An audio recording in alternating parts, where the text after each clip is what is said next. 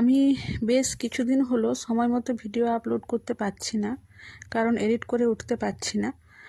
আর আমি একটু কাজে ব্যস্ত হয়ে পড়েছিলাম।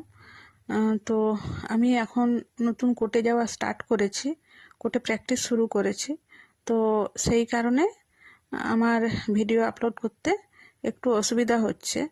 তো আস্তে আস্তে আবার ঠিকঠাক সব কিছু করার চেষ্টা করছি। তো এখন রেডি হয়ে গেছি কোর্টে যাব বলে। আর টোটো করে কোর্টে পৌঁছে গেলাম। তো সময় মতো কোর্টে পৌঁছে গেছি।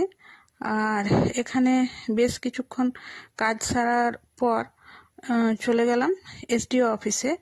ওখানে একটু কাজ ছিল। তো ওখানের কাজটা সারতে সারতে আমার বেশ অনেকটা সময় লেগে গেল। তারপর ওখানের কাজটা শেষ করে আবার কোর্টে ফিরে এলাম। আর এসে এখানে আরও কিছুক্ষণ সময় কাটানোর পর তারপর আবার বাড়ির উদ্দেশ্যে রওনা হলাম।